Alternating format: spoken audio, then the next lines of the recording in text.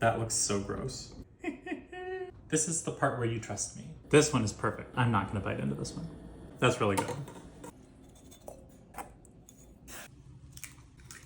I don't know what possessed me to try to crack 2 eggs at once, but yeah, it needs work. So these bars have a soft brownie base and an easy ganache topping, and the filling is inspired by a Jenny's flavor, Wild Berry Lavender, which has been my favorite of theirs ever since I tried it at their first location like 13 years ago when I was growing up in Ohio. We're using pureed blackberries and culinary dried lavender to make the filling. We're steeping the lavender in some heavy cream and then adding the blackberries and cooking the whole thing down. And I guess I decided to start talking halfway through filming this. Okay, I killed the heat on this. I'm just gonna cover it for a second to let the lavender steep. I'm gonna pour in our berry puree, and we're cooking it down because we're adding it to the buttercream. And if you add too much liquid to buttercream, it's gonna split. But we want all that flavor. Start this buttercream.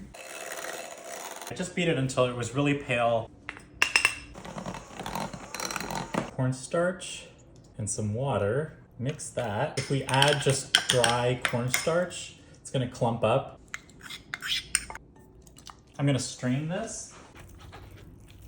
Forget to scrape off the bottom because it's not very much. Doesn't look very good now. I've never seen anything like that.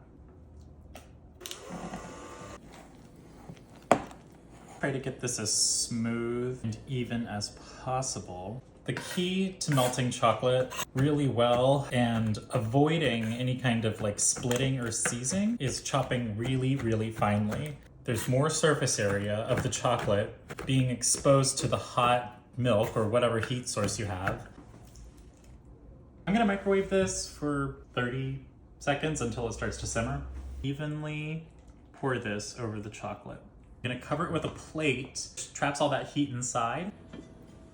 Don't leave it too long. Okay, I stopped talking again, but I actually made a mistake and used too much cream for the ganache, so I had to add more chocolate to it, and then I let it chill too long so it lost some of its shine, but it's honestly fine.